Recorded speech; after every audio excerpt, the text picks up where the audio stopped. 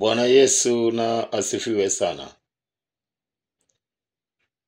Katika kitabu cha Proverbs ama Methali 4 na mstari wa 23,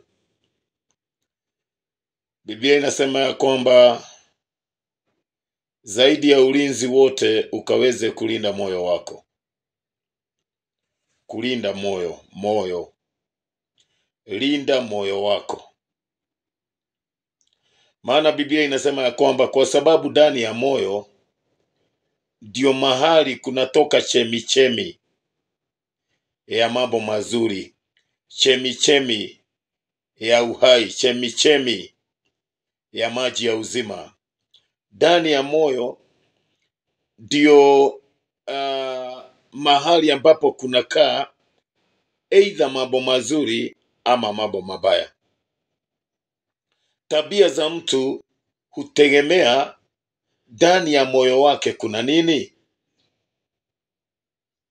Na ndio sababu ukiangalia katika kitabu cha Mathayo 15 kuanzia mstari wa 19, Yesu anasema ya kwamba maana ndani ya moyo ndio mahali kunatoka chuki, wivu, fitina, madharau, kiburi, masengenyo. Ndani ya moyo, oh my God, ndani ya moyo ndio mahali kunakaa hii uchafu.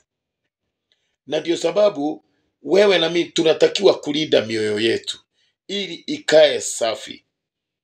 Maana pia ndani ya moyo ndio mahali kunakaa upendo, ndio mahali kunakaa utulivu, ndio mahali kunakaa amani, ndio mahali kunakaa huruma, ndio mahali kunakaa unyenyekevu. Na ndio sababu ukishika mwizi hata umvujavuje miguu hawezi kosa kuiba, maana shida haiko ndani ya miguu. Huyu mtu asiporekebishwa moyo, hata ukimvuja miguu bado ataiba, hata ukimfuga jela bado ataiba.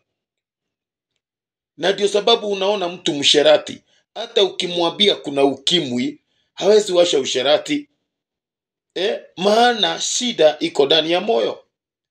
Linda moyo wako.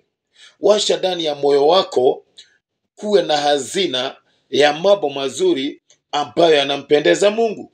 Na kwa kufanya hivyo tutabarikiwa jameni, na tutamuona Mungu. God bless.